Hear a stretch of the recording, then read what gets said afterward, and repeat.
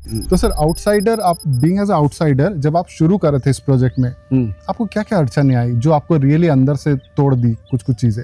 लोगों ने यहाँ पे सेटअप बहुत डिस्टर्ब करने की कोशिश की थी। सबसे पहले यहाँ पे जो हमारी मोटर चलती थी, यहाँ पे पाइप रहता था, वो चुरा के लेके जाना।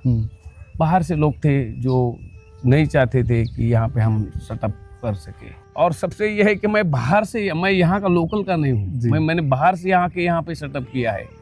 तो वो एक विस्थापित और प्रस्थापित का जो एक ज्वलस या क्या रहता है, एक हाँ, तो वो उस पर फेस करता हूँ। मतलब आप लोग भी करेजियस है कि कहते हैं ना, हम लोग सोचते थे महाराष्ट्र में जाता है तो वहाँ का लोकल कहलाता है। हाँ। लेकिन आपके बात से भी हमको समझ में आ रहा है कि महाराष्ट्र के दूसरे रीजन से भी अगर दूसरे जगह आते हैं हाँ, तो भी वो आउटसाइडर ही कहलाता है। जी,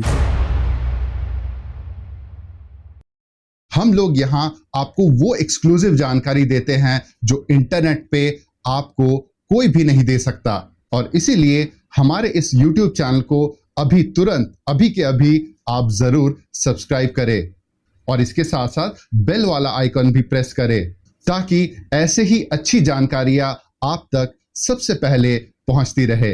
अब बढ़ते हैं आगे। बाय द वे, अगर आपने हमारा पिछला एपिसोड नहीं देखा है तो मैं आपसे रिक्वेस्ट करूंगा कि आप हमारे YouTube चैनल में प्लेलिस्ट में जाके देखिए हमारे पिछले एपिसोड को। ये मैं आपको इसलिए बता रहा हूं जस्ट टू मेक श्योर कि आप हमारा पिछला वाला एपिसोड जो कि इतना वैल्यूएबल है, आप गलती से मिस ना कर जाओ। चलिए, ये तो बात होगी पिछले एपिसोड की, लेकिन अब इस नए एपिसोड में आपको क्या देखने के लिए मिलेगा, चलिए अब यहां से हम शुरू करते हैं। वैसे सर, यहाँ पे आप जिस एरिया पे या जिस रीजन पे रहते हो, यहाँ पे बहुत सारे एग्रो टूरिज्म सेंटर्स है, लेकिन जब उन्हें आप देखते हो और अपने फार्म को देखते हो जब, तो आपका agro tourism centre as compare to others कौन सी चीज़ें बेटर कर रहा है जो दूसरे कोई नहीं कर रहा है, और जस्ट बिकॉज वो आप कर रहे हो नया, यूनिक, या फिर एक ऐसी चीज़ जिसकी वजह से आपको लगता है या फिर अभी हो भी रहा है कि आपका एग्रो टूरिज्म सेंटर आगे और भी ग्रोथ करता चला जाएगा। मैं किसी और एग्रो टूरिज्म से मेरी कंपैरिजन ही नहीं करता हूँ, क्योंकि मैं नेचर के साथ रहना चाहता हूँ और मेरे यहाँ पे आने वाले लोग नेचर के साथ उसको एंजॉय करें, ये मेरा सबसे पहला आग्रह रहेगा। जी। दूसरा ये अट्रैक्शन है, यहाँ पे इतना सारा प्लांट्स और इतनी सारी जगह हमने क्रिएट की, वो बहुत अलग सी है। यहाँ पे ऑक्सीजन पार्लर, जैसे मैंने आपको बताया कि ऑक्सीजन पार्लर भी है, यहाँ पे डेंस फॉरेस्ट भी है। कंपैरिजन नहीं है, लेकिन यहाँ आने के बाद लोगों को एक सेटिस्फैक्शन मिलना चाहिए। ग्रामीण, जिसको रूरल कहा जाता है, रूरल कल्चर के साथ हो रहे, ऐसे उनको एहसास हो। वो ना कि किसी रेस्टोरेंट में या ना किसी रिसोर्ट में आए इसको फीलिंग हो। अपने घर पे, अपने मामा के खेत पे आया हूँ, अपने चाचा के खेत पे आया हूँ, वो फीलिंग देने के लिए हम दोनों यहाँ पे ज़्यादातर कोशिश करते हैं। अलग ये है कि हम बाम्बू का थीम लेके ही चलते हैं, जैसे कि बाम्बू हाउस है, बाम्बू का ही सब मैंने आप जैसे बताया। तो ये मेरा ये है, और इसी को लोग ज़्यादा लाइक करने लगे हैं, क्योंकि मैंने देखा है यहाँ एग्रो टूरिज्म में आने से पहले उन लोगों का एक रवैया, और यहाँ पे आने के बाद वो जो उनकी जो सेटिस्फैक्शन है, ये इस जगह ने सिद्ध किया है यहाँ पे कि लोग एग्रीकल्चर चाहते हैं, एग्रीकल्चर को अपना मानते हैं एग्रीकल्चर को, ना कि किसी होटल वाले को। ये जगह ऐसी है ये। जी। तो सर, जैसे आप ये एग्रो टूरिज्म सेंटर आपने जब स्टार्ट किया था, उससे पहले ऑब्वियसली सर आपने मार्केट में जा के दूसरे भी स्टडी किए होंगे अपने टाइम पे, है ना सर? तो जब स्टडी किया था तो आपको क्या लगा कि 3 जो चीज़ें जो आपको एकदम पसंद नहीं आई, वो कौन सी थी जो लोग कर रहे थे? एंड ऑब्वियसली सर, आप अपने फार्म पे कुछ भी हो जाए, वो आपका फंडामेंटल प्रिंसिपल बन गया, कुछ भी करे लेकिन ये नहीं करेंगे हम लोग। जी। गलतियां क्या कर रहे थे दूसरे एग्रो टूरिज्म सेंटर? गलतियां हम क्या मेन चीज ही भूल जाते हैं कि एग्रो टूरिज्म का मतलब ही है उसको एग्रीकल्चर कल्चर में लाना है। मैंने बहुत जगह पे एग्रो टूरिज्म में देखा है, वहाँ पे कंक्रीट की जंगल बनाया है, कंक्रीट्स के रूम बने हैं, कंक्रीट्स के बाकी सब रास्ते बने हैं, कंक्रीट का सब, जितना लाइट्स का बहुत सारा लाइट्स यूज़ किया है।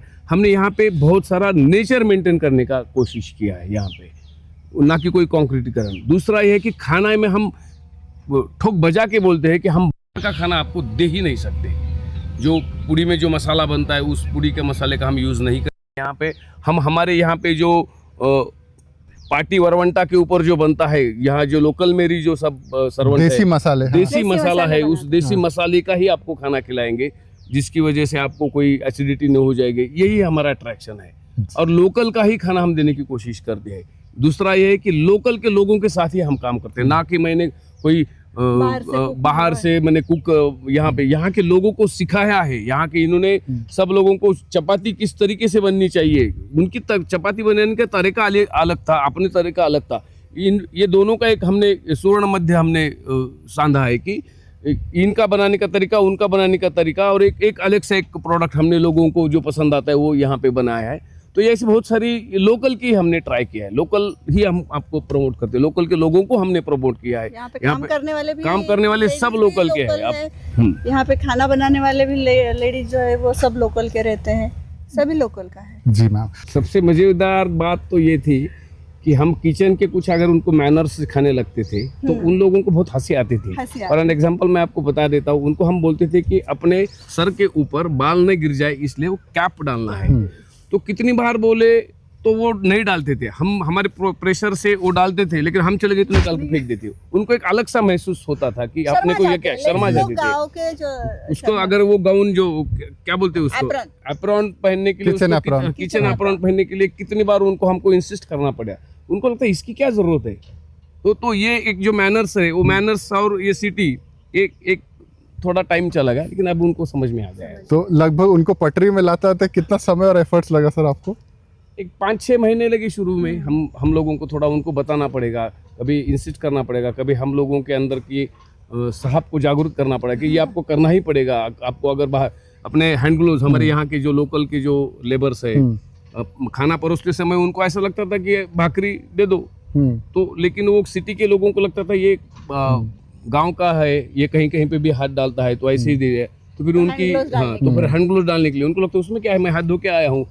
तू हाथ धो के आए, तुझे पता है, सामने वालों को पता नहीं है। तो ये जो गैप रहता है, वो जो गैप दिखता है वही बिकता है। हाँ, तो गैप के लिए फिर हैंड ग्लोव्स पहनने लगे, टोपी भी पहनने लगे, हैंड ग्लोव्स भी पहनने लगे। जी, काफ़ी इंटरेस्टिंग सर ने बताया। तो सर जैसे आप अपने बिजनेस को अभी रेगुलर बेस पे चला रहे हैं, पिछले 1 साल से आप देख भी रहे हो कि क्या क्या चीज़ें हो रही है, तो आपको अपने बिजनेस में स्टे अफ्लोट रहने, जैसे हंस होता है ना सर, पेडल मारता है तब जाके वो पानी में स्टे अफ्लोट रहता है। तो आप अपने बिजनेस में कमाते रहने के लिए कौन कौन सी 3 चीज़ें हैं जो आप रेगुलर बेस पे करते रहते हो? जी सर, जिस वजह से आपका फार्म फाइनेंशियली सस्टेन हो पा रहा है। क्लीनिंग का एक हमारा ये है, बहुत क्लीनिंग रखना पड़ता है, साफ सफाई मेंटेन करनी पड़ती है, ग्रीनरी बहुत सारी मेंटेन करनी पड़ती है, नए प्लांट्स हमको कुछ रिप्लेस करने पड़ते हैं, बॉर्डर प्लांट्स जो है उसको रिप्लेस करना पड़ता है, नए प्लांट्स लगाने पड़ते हैं। ये कंटिन्यूस हमारी प्रोसेस रहती है। जो खिलौने हैं उसको बार बार हमको अपग्रेड करना पड़ता है। जैसे कि अगर हम सिर्फ झूला दे रहे तो झूले में वैरायटी देनी पड़ती है, तो अपग्रेड करना पड़ता है इसमें। पहले हम लोग सिर्फ हमारे यहाँ पे पेड़ पे बंधने वाले जो गांव में झूले रहते हैं वैसे झूले थे पिछले साल। अभी इस साल हमने क्या किया कि 2-4 अच्छे वाले जो गार्डन में रहते हैं वैसे झूले मंगवाए। बच्चों को खेलने में ये होना चाहिए, स्लाइड लगवाया, मेरी गो राउंड लगवाया, ऐसे थोड़े अलग अलग खिलौने लगेंगे तो बच्चे खेलते हैं, पेरेंट्स भी थोड़े फ्री होते हैं। बाहर क्यों आते हैं तो बच्चों को भी फ्री लगना चाहिए और पेरेंट्स को भी फ्री लगना चाहिए। तो अगर बच्चे खेल रहे हैं तो पेरेंट्स भी एंजॉय कर सकते हैं और बच्चे भी एंजॉय कर सकते हैं, इसलिए फिर वो खिलौने ज़्यादा खिलौने लगवाए। इस साल अभी देखते हैं नेक्स्ट ईयर में एडवेंचर का कुछ बना सकते हैं तो एडवेंचर खिलौने बनाएंगे। ऐसे एक अपग्रेड करना पड़ता है। तो सर वहाँ पे आप अंबेजोगाई से इस रीजन पे जब आए थे, है ना सर, तो उस टाइम पे ये जो सारे प्रॉब्लम्स आ रहे थे, उस प्रॉब्लम से बाहर निकलने के लिए आपने 3 बड़े फॉर्मूले क्या आजमाए अपने लिए? देखो, मैं बहुत इमोशनल था, इमोशंस के साथ मैं कौन सा गेम भी खेलता था तो इमोशंस के साथ खेलता था। मैं बिजनेस भी करता हूँ तो इमोशंस के साथ करता हूँ। यहाँ आने के बाद मुझे पता चला कि प्रोफेशनल और इमोशंस इन बिटवीन आपको रहना, इमोशंस भी छोड़ना नहीं, क्योंकि वो मेरी एनर्जी है। अगर इमोशंस को छोड़ देता हूँ तो वो मेरी एनर्जी ड्रॉप हो जाती है। तो इन बिटवीन चलना है। तो क्या करना है, तो पेशेंस को बढ़ाना है। तो ये शहर ने सिखा दिया, इमोशंस मेरे विलेज ने सिखा दिया। ये जॉइंट वेंचर हो गया, अब कॉन्फिडेंस भी आ गया कि चलो अपने को इमोशंस भी है, लोग इमोशंस से भी जाने जाते हैं, और प्रोफेशनल भी हमने यहाँ पे साबित कर दिया है कि हम प्रोफेशनल भी कुछ कर सकते हैं, तो कॉन्फिडेंस आ गया, अब आगे बढ़ते जा रहे हैं। आपको क्या लगता है सर, अपने फार्म पे है ना, मार्केटिंग के अलावा और मार्केटिंग और सेटअप के अलावा जो अभी हमने डिस्कशन किया, इसके अलावा कौन सी चीज़ आपको पर्सनली फील होता है कि आप अच्छा नहीं कर पा रहे लाख चाहने के बावजूद भी, जो चीज़ आउट ऑफ कंट्रोल आपके जा रही है बार बार, तो कौन सी टॉप 3 चीज़ें हैं? जी सर। यहाँ पे लोगों की सुरक्षा के लिए जो भी फेंसिंग रहती है या कंपाउंड वॉल रहता है, वो मैं नहीं कर पा रहा हूँ, ना वो पैसे की वजह से, लेकिन यहाँ के लोकल के जो आजू बाजू में जो पुराने लोगों ने जो यहाँ पे डिवाइडेशन हो चुका है उनका लैंड का, उसकी वजह से मुझे मार्किंग ही नहीं मिल रही है। तो मैं उस सिक्योर करने के अभी मैंने टेम्पररी मैंने यहाँ पे ये बना दिया है, तो हाँ सेटअप बना दिया है बस, लेकिन उसके लिए भी बहुत सारे लोगों की ऑब्जेक्शंस रहती है, तो वो एक मुझे नहीं कर पा रहा हूँ। और दूसरा रास्ता भी मैं बना नहीं पा रहा हूँ, जबकि वो शिव रास्ता कहा जाता है उसको, वो बहुत 33 फीट का रहता है, मैं बड़ी मुश्किल से 7-8 फीट का रास्ता बना पाया हूँ, वो नहीं, मैं अभी तक उसमें मेरा ये नहीं हुआ है। और जो लाइन एक गांव से दूसरे गांव तक जाने वाली जो लाइन है, इलेक्ट्रिसिटी का जो पोल है, उसको भी हटाने के लिए बहुत सारे मुझे प्रॉब्लम्स आ रहे हैं, वो हट नहीं पा रही, क्योंकि बहुत पुराने जो सिस्टम डिस्प्यूटेड है सिस्टम है, उसकी वजह से ये है। बाकी पानी का है, मेरे पास पानी है, बहुत अच्छा है पानी है, जस्ट बिकॉज लैंड का डिमार्केशन नहीं है सही से। हाँ, डिमार्केशन नहीं है, और डिमार्केशन पक्का मैं कर भी नहीं पा रहा हूँ क्योंकि डिस्प्यूट है। राइट। और सबसे यह है कि मैं बाहर से, मैं यहाँ का लोकल का नहीं हूँ, मैंने बाहर से यहाँ पे सेटअप किया है, तो वो एक विस्थापित और प्रस्थापित का जो एक ज्वलस या क्या रहता है, एक रहता है। हाँ, तो वो उस पर फेस करता हूँ। मतलब आप लोग भी करेजियस है क्या? कहते हैं ना, हम लोग सोचते थे महाराष्ट्र में जाता है तो वहाँ का लोकल कहलाता है, हाँ। लेकिन आपके बात से भी हमको समझ में आ रहा है कि महाराष्ट्र के दूसरे रीजन से भी अगर दूसरे जगह आते हैं, हाँ, तो भी वो आउटसाइडर ही कहलाता है। जी, तो सर आउटसाइडर, आप बीइंग एज आउटसाइडर जब आप शुरू कर रहे थे इस प्रोजेक्ट में, आपको क्या क्या अड़चने आई जो आपको रियली अंदर से तोड़ दी कुछ चीजें? लोगों ने यहाँ पे सेटअप बहुत डिस्टर्ब करने की कोशिश की थी। सबसे पहले यहाँ पे जो हमारी मोटर चलती थी, यहाँ पे पाइप रहता था, वो चुरा के लेके जाना। बाहर से लोग थे जो नहीं चाहते थे कि यहाँ पे हम सेटअप कर सके। छोटी छोटी चीज़ें रहती है जो हमको उस टाइम लगती है, उसके लिए हमने बहुत सारे पैसा भी खर्च किया है। यहाँ पे हमारा खुद का जब बैल नहीं था, हमारी बैल बंडी नहीं थी, तो वो लोगों को जब हमको टूर पे लेना था, तब एक बैल बंडी के लिए हमको 500 1000 रुपए देने पड़े। नॉर्मली कितना चार्ज करते थे? 100 रुपए। नॉर्मली 100 रुपए, और आपसे 500 1000 रुपए। उस टाइम का उन लोगों को ये रहता है। ये तो आउट ऑफ द महाराष्ट्र वाले रोते हैं ये चीज को लेके, लेकिन आपको ही फेस करना पड़ा। और लेकिन करते गए, मतलब जुनून था, करना ही है। अब इतने मेल जुल गए कि यहाँ के लोग मेरे साथ आके डिस्कस करते हैं कि प्रॉब्लम ऐसा है, अब उस प्रॉब्लम को आप ही सुलझा सकते हो, आप ही तो ये प्रोसीजर रहता है हर एक जहाँ पे आपको सेटल होना है। तो शुरू में आपको थोड़ा ये स्ट्रगल रहता है, लोग आपको छानते भी है कि कैसा आदमी है, किस लेवल का है, किस हद तक इसकी ये सहन करने की इसकी पेशेंस उसका कितना है। उसके बाद फिर लोग आपको कोऑपरेट करता है, और वो कोऑपरेशन बहुत अच्छा रहता है। आज मैं महसूस कर रहा हूँ, अभी 15 साल हो गए इस जगह पे, यहाँ पे मैंने खेती की है। यहाँ पे कुछ नहीं था, यहाँ जहाँ से हम खड़े हैं यहाँ पे तो पानी जाता था दूसरे तालाब में, पानी यहाँ पे तो आपने मियावाकी फॉरेस्ट बना के रखा है। हाँ, पानी जाता था यहाँ पे, मट्टी डाल के उसको लेवल करके। और बहुत सारे यहाँ पे हंसे भी है, यहाँ पे रोए भी है, यहाँ लोगों ने हंसाया भी है और लोगों ने रुलाया भी है, तो इसी जगह ने ये सब दे दिया। सीरियस लोग रैंडम एडवाइस कलेक्ट नहीं करते, वो राइट फिट ढूंढते हैं। एग्रो टूरिज्म में भी यही रूल है। सेम एडवाइस हर लैंड, हर बजट, हर स्टेज और हर पर्सन के लिए फिट नहीं होता है। अगर आपको भी जनरल इंफॉर्मेशन नहीं बल्कि राइट डायरेक्शन चाहिए, तो मेरी agro tourism fit and directional call के लिए अभी अप्लाई करो। ये एक एग्रो टूरिज्म का कंसल्टेशन तो बिल्कुल भी नहीं है, ये एक पेड सेशन है हमारे साथ, जहां हम आपकी एग्रो टूरिज्म से रिलेटेड नीड्स और रिक्वायरमेंट्स को प्रायोरिटी बेसिस पे समझते हैं, ताकि आपको एग्रो टूरिज्म से रिलेटेड सही मार्गदर्शन 1-to-1 दे पाए। ये सबके लिए नहीं है, ओनली फॉर सीरियस पीपल। तो रजिस्ट्रेशन करने का लिंक इस वीडियो के डिस्क्रिप्शन बॉक्स में या कमेंट सेक्शन में आपको इसका लिंक मिल जाएगा। तो देर किस बात की, अभी इस वीडियो के नीचे या ऊपर आपको लिंक मिल जाएगा, वहां पे आप क्लिक कीजिए और रजिस्ट्रेशन करके आप इस सेशन को हमारे साथ अटेंड कीजिए, और इसीलिए आपका एग्रो टूरिज्म बिजनेस मैं शुरू करवाऊंगा। तो वैसे मैम आप किचन का डिपार्टमेंट संभालती हो, मतलब सर पूरा इंफ्रास्ट्रक्चर का संभालते हैं और आप इस फार्म का जो पावर हाउस है किचन को संभालती हो। तो मैम किचन में ऑन एन एवरेज जो लोग आते हैं, आप लोग जैसे कितने लोग आते हैं किचन का, मतलब जो खाने इतने दूर से ma'am on an average? Saturday Sunday का हर ये अलग अलग रहता है, कभी 50 रहते हैं, 50 रहते हैं, कभी 100 रहते हैं जी।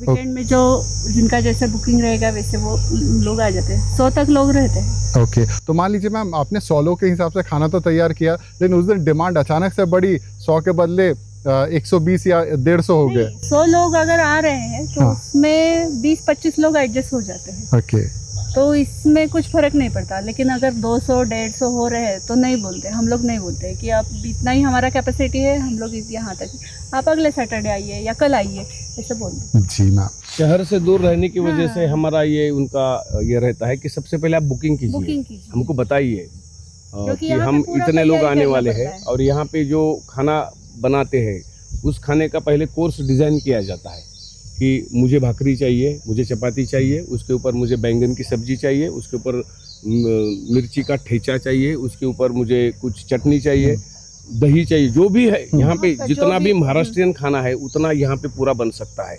लेकिन सबसे पहले आपको बताना पड़ेगा, ये हम लोगों को बताते हैं कि आप एक आपका खाने का कोर्स हमको एक आइडिया दे दो। आइडिया आइडिया दीजिए, दे दो। उस हिसाब से हम डिज़ाइन करते हैं कि सुबह आपको नाश्ते के लिए क्या दिया जाएगा, दोपहर में खाने के लिए क्या दिया जाएगा, शाम में आपको क्या दिया जाएगा। उस डिज़ाइन की वजह से हमको एक अंदाज़ आ जाता है कि इतने इतने लोगों के लिए अपने को इतना इतना खाना बनाना पड़ेगा, तो उस हिसाब से बना पड़ेगा। और कैसे, अगर इन्होंने जैसे बोले कि 100 लोगों के लिए एक बना रहे, तो उसमें से 20-25 लोग आराम से एडजस्ट हो जाते हैं। तो वैसे मैम ये जो लोग जो आते हैं, जो देखते हैं ना मैम, आजकल क्या होता है कमर्शियलाइज ज़्यादा होने की वजह से कुछ एग्रो टूरिज्म सेंटर में हाइजीन का उतना ज़्यादा ख्याल रखते नहीं है ना मैम? बराबर। तो उसको फिर आपने अपने लेवल में फिर कैसे सॉर्ट आउट किया? जैसे किचन में हाइजीन मेंटेन करने के लिए आप लोग टॉप 3 चीज़ें क्या क्या करते हैं मैम? जब सुबह किचन शुरू हो जाता है तो पहले कितना बजे? सुबह 9 बजे किचन शुरू होता है, 8 से 9, 8:30 से 9 बजे तक किचन शुरू हो जाता है। पहले आने से पहले झाड़ू लगाना, साफ़ सफाई करना, पोछा लगाना, और फिर उसके बाद किचन शुरू हो जाता है। और फिर शाम में सोते समय यानी रात में 9 बजे रात तक अगर जब लोग रहते हैं 8:30-9 बजे तक खाना होने के बाद फिर से झाड़ू लगाना, साफ़ सफाई करना, किचन पूरा गैस और ये सब क्लीन करना, बर्तन और फिर साफ। बर्तन साफ़ करना, और फिर किचन बंद हो जाता है।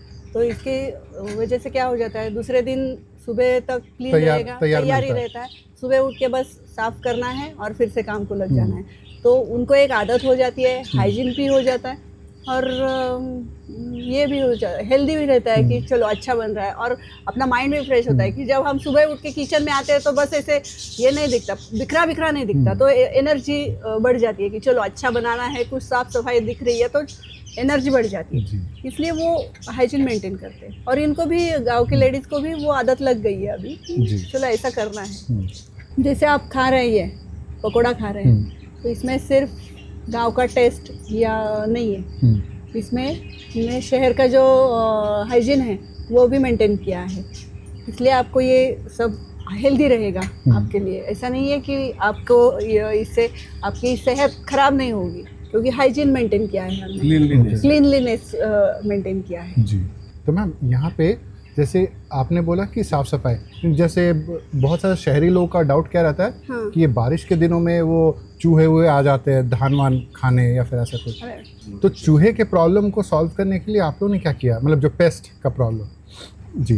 एक तो वो हम लोग जब चूहे आएंगे ऐसा लगता है ये होता है, तो वो ये मिलता है, क्या बोलते चूहे हैं, पकड़ने का वो जाली मिलता है, वो लगवा देते हैं। ये नहीं तो वो पैड मिलता है, तो वहाँ पे चिपक जाते हैं चूहे, तो वो लगा रख देते हैं। तो फिर दूसरे दिन अगर उसमें पकड़ जाए तो वो उसको फेंक देते हैं। राइट। चूहा है, मूंगी है, मूंगी यानी क्या बोलते हैं उसको, एंड और पेस्टिसाइड करवा देते हैं, 1 महीने 2 महीने में एक बार पेस्टिसाइड करवा देते हैं।